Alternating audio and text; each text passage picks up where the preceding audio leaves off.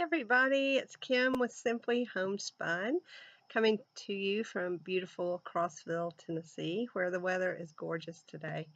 It's Sunday, September 10th, and it is evening, so I hope I keep light to finish this podcast.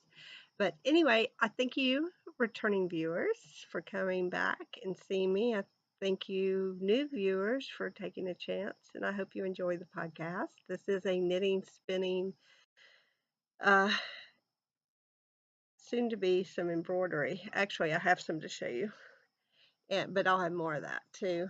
Podcasts, all things fiber.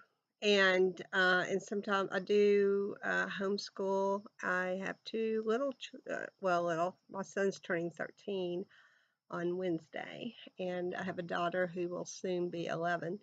And then I have two grown children, 33 and 30, soon to be. Everybody's born in the fall. Soon to be 34 and 31, obviously. But anyway, I homeschool our two younger, so and sometimes I'll mention things about that.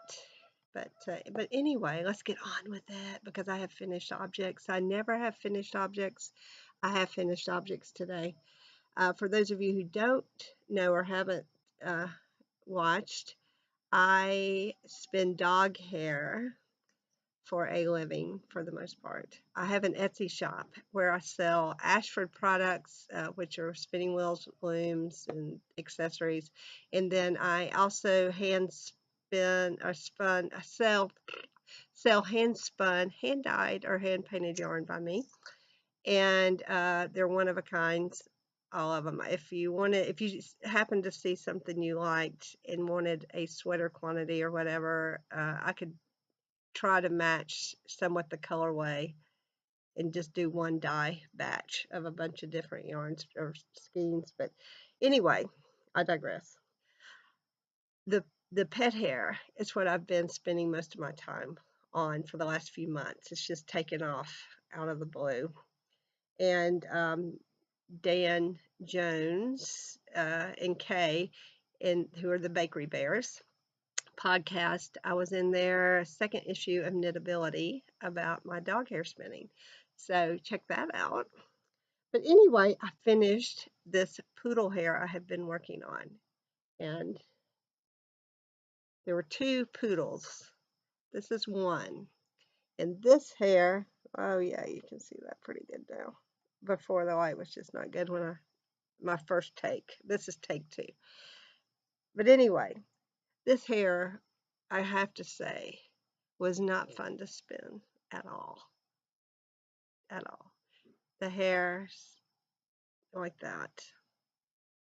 I had to hand card it, and it's still bumpy, and it's still, I mean, the pieces were so short. It's not carded with anything. I just had to card the bits. They were really curly, so I just had to kind of straighten them out. But it didn't come in 2 pieces, so that's good. So anyway, there's the black. Now, the other poodle that she had, its hair was a lot longer pieces, and it just spun so much better. They're both 2-ply, but or all of them. But anyway, this one just did better. It was smoother. It's not as bumpy as that one. But anyway, I finished it, and that is huge because I had this yarn or this hair, and I have to tell you, I just hated to go spin it because it was so short. And I wanted to do a good job for this customer. You know, I know a lot of other people who spin pet hair.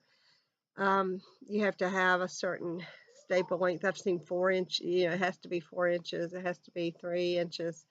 But, a lot of people don't have that luxurious long-haired dog. So some have poodles. Some have, what's something else? I did just a rogue cat hair that wasn't really long. But anyway, I don't, everybody would like yarn out of their dog. So I try not to put a limit on how long the hair is. Sometimes, if the hair's slick, I would have to card it with something to make it possible to spin and hold together. But anyway, I try not to turn anybody away because I just want to do a good job for everybody. And so I just really wanted to do a good job for this lady, and I was just like, it's not gonna, sorry, I can see myself. I'm not even. But anyway, it turned out and I'm finished. Now I'm on to Akita hair, which, where's, oh, I'm sorry. Whoa. The Akita hair is much better. Now, ideally, if you're going to save hair for spinning, you don't want to store it in a plastic bag because, number one, it makes it smell. Even if it's clean going in, it'll start smelling, and it will felt it. So paper bags or paper sacks, a box, is preferable to a bag. But this hair is nice. I don't think it's been in the bag long. So anyway, it's nice and long. And here's my first bobbin of it spun. The color, I mean, I wish you could just tell about the color. The color is gorgeous. I would love like a sweater of that color yarn, not the dog hair. The dog hair yarn is so hot. It's kind of like Angora hair's hollow, dog hair fibers hollow. So it makes it really a hot yarn, but the color is gorgeous. So anyway, I'm working on that. I have a pound of Akita hair to spin. And I've got more hair coming. So anyway, that's the dog hair part of things. Now for my other finished object. Here we are. Sorry, I was set up facing the other way, and the light was not as good. So, but everything was set up over there. Look, look! I finished a sock. I'm so excited. I finished a sock. It's Opal yarn. It's funny something. I have it in my. If you look back in my podcast, maybe 2 podcasts ago, it should have in the notes below. It'll have the kind of yarn it is, the number of it. But it's sparkly, which you can see. I love it. Look, the heel. I mean, I can never do heels. This is where I rip out and just quit. But I did the heel. I want to say it's a peacock heel. This is the pattern. For those of you who have not watched before, my pattern balled up in my Mina Phillip of Knitting Expat podcast. It's her project bag. I love. It's the Unapologetic Knitter, my favorite vanilla socks. And you know, I'd started honey wildflowers and honeycomb or something pattern with this yarn, and the heel defeated me. So you know, I said I'm just going to go to a plain vanilla until I get it and understand about the construction. So that's what I did, and I finished. And I have cast on the other one. I kind of wish I'd done 2 at a time, of course, now, but anyway, I didn't because I wanted to get the one right, and I didn't want to have to rip out 2 socks, was my thinking. But there's the start, the cuff of the other one. So that's my socks. I finished a sock, and I am so excited. Okay, works in progress. I still have the Spindrift shawl in a project bag that I'm working on, but I have been pretty much monogamous knitting on my dad's sweater. You'll have to watch the previous podcast. There's a whole history. This is 6 or 7 years in the making. I mean, it's been ripped out. It's been redone. It's been ripped out again. But this, I finished the back. This is the front of the sweater. And I have like 2.5 inches to go. And then I start the neck process.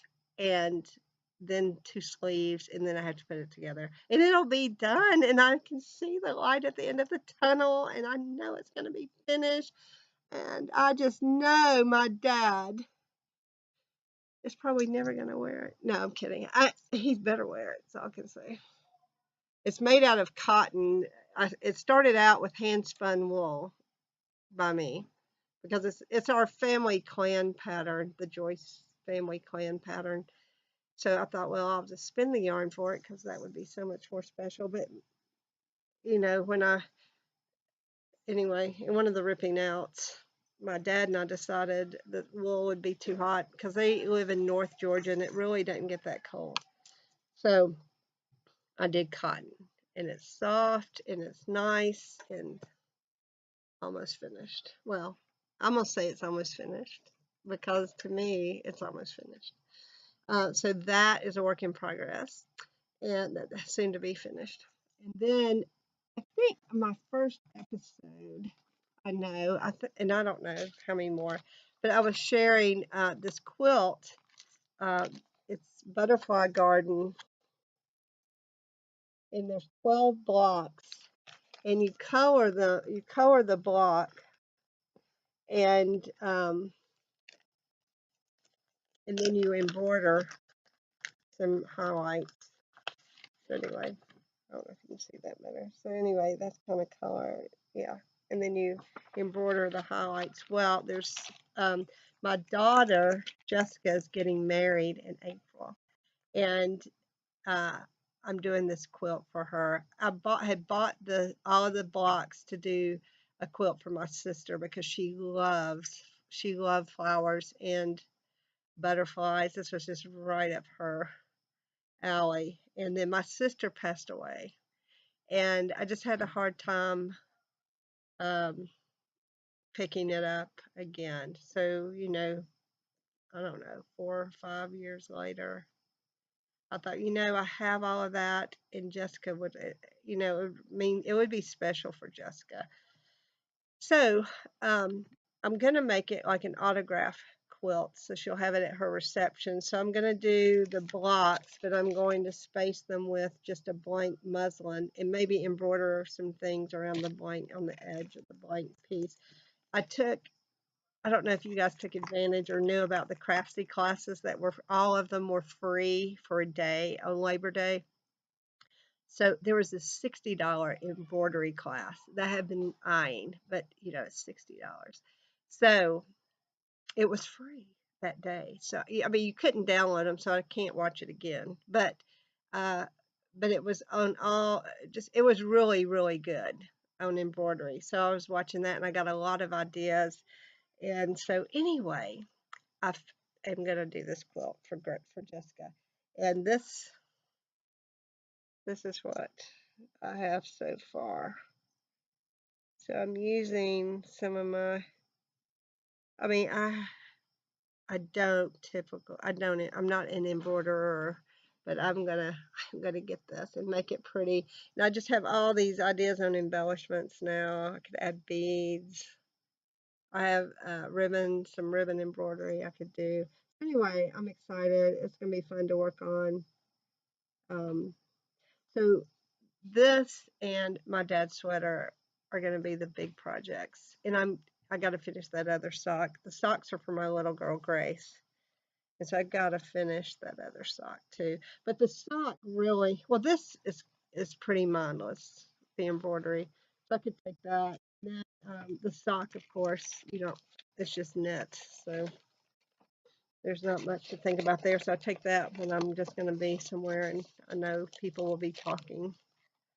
Because my dad's sweater I have to be totally by myself and not even thinking about anything else. So those are my projects. Is that exciting? Okay, I'm not involved in any cows right now. I I'd also started a blanket for my daughter Jessica, a crocheted one, but that's just put aside, so I'm not even going to bring that up anymore. And then when I get all these other projects done, I'll probably get that back out. But anyway, that's that. And what was I going to say? I don't know.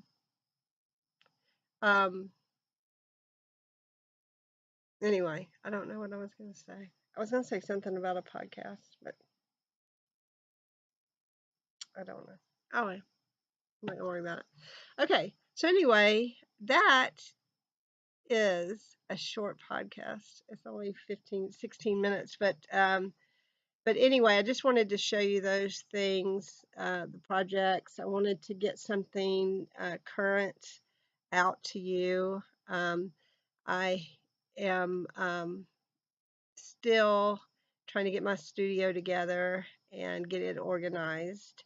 But I do love it. I'm recording on my porch today because my husband, or my studio is a little house, a little shed house, um, and it's right by our campfire ring. And so my husband was burning something, and so I couldn't open the doors or anything, so I had to move all my stuff. Well, what I was working on, my spinning basically up here to work on. So, but I'm still organizing my studio, and that's fun because it's nice to have like a girl cave to go to. And oh, speaking of girl cave, that's what I was going to say. The Pinhooks and Needles podcast. I love that podcast. You guys need to check that out. She, it's a mother daughter, and but they have a lot of pretty knitting, a lot of pretty projects, and her name is Marlena. She's known as the Franciscan Gypsy. I think that's her. And Talia is her daughter. And no, I don't know. One is Lady Furnico, and I think that's the mom. And then the Franciscan Gypsy is the daughter, and I believe it doesn't matter. Pinhooks, Pinhooks and Needles podcast. Check that out because it's good. And but they have a little sign that says Woman Cave, and that's when I said Girl Cave, that was what sparked the knowledge. So anyway, that is a great podcast. Another one of my favorites is I have like some I just watch all the time. Legacy Fiber Arts is one.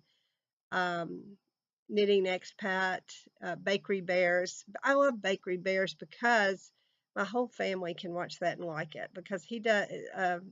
Dan does a lot of history, and I love it.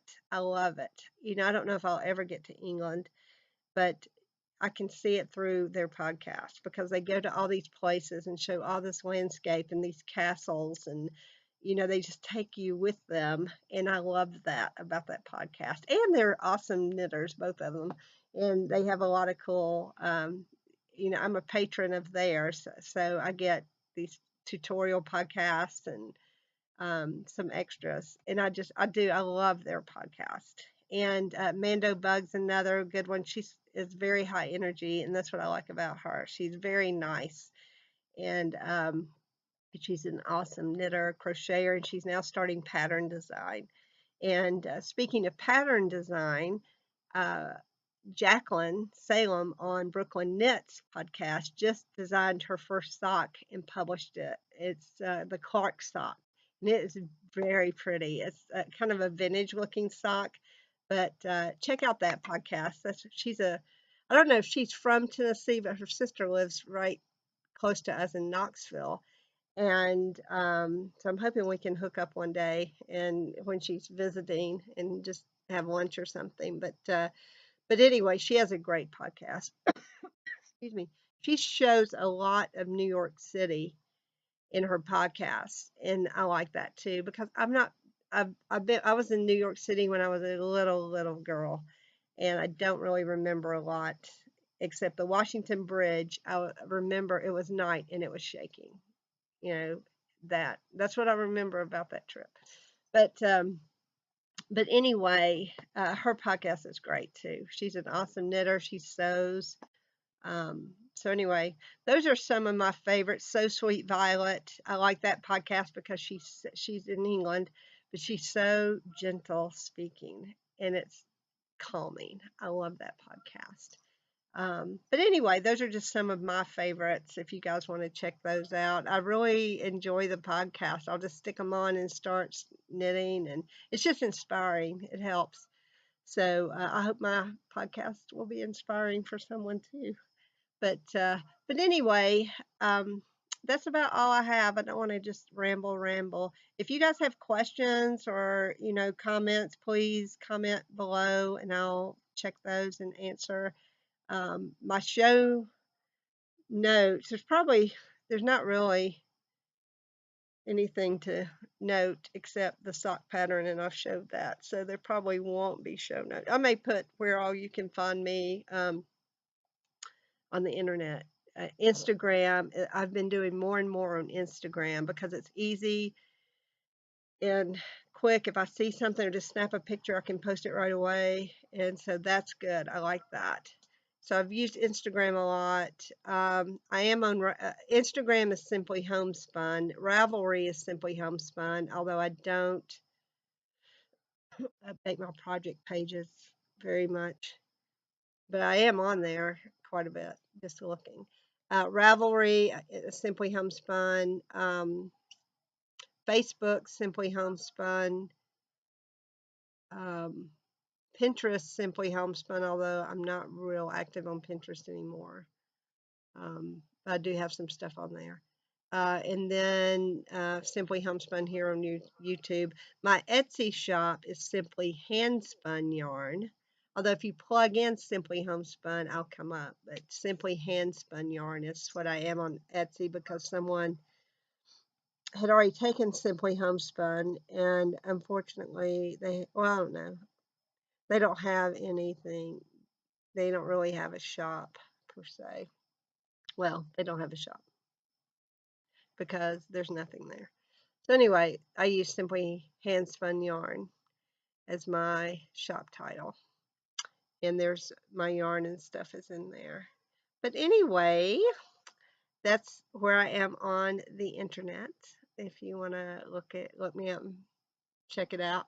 But anyway, that's it for today. And I hope you guys have a blessed week. I'll probably record in a couple weeks again. I have done some short things on Instagram a couple of times, just really short videos. So, check that out there.